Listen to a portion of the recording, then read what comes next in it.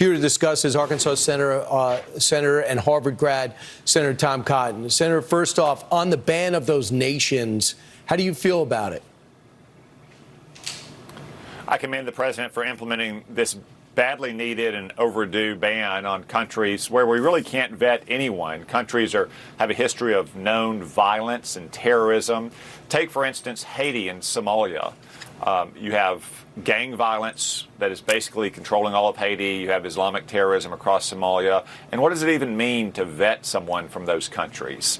There's no governing institutions there that can do background checks. This has long been a lie from the left wing about how we're going to do background checks on illegal immigrants or people coming from dangerous countries. It's simply not possible. I mean, consider what we do for young Americans who want to go in the military or the law enforcement. You know, they have to say where they've lived. You call up the police department, you call the state police, you do background checks, you make sure that they're suited for the job.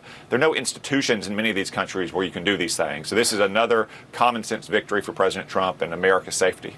Senator, Congressman Dan Goldman says it's because they're not white. That's why Trump is looking to ban or limit them.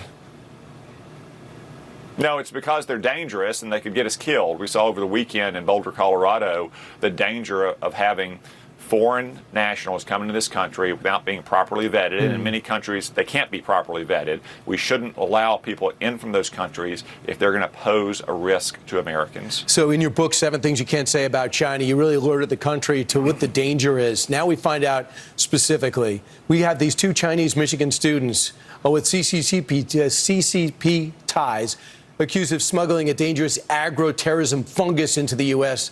Their explanations are ridiculous. Do you really think that these are 2 renegade students looking to create havoc, or do you think they're curious scientists? Do you think this is CCP inspired?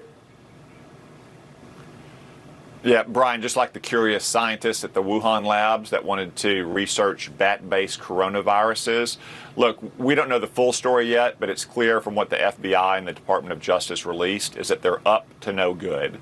And I think it's a pretty safe default position that any Chinese national who gets an exit visa from China to come to one of America's universities is probably linked to the Chinese Communist Party or the People's Liberation Army. That's one reason why President Trump has said we're going to start severely restricting visas from hostile nations like China. We don't want a lot of Chinese spies running around America's premier research institutes. And that's why I'm introducing legislation that would prevent funding for these research institutions if they are hosting nationals from adversarial foreign countries like China.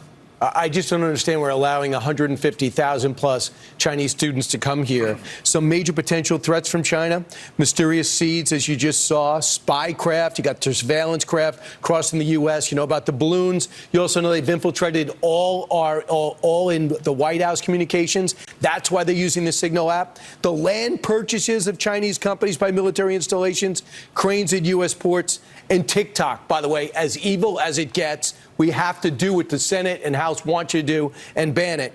But when it comes to land purchases, this governor in Arizona pushed back on that and vetoed it. How does that make any sense?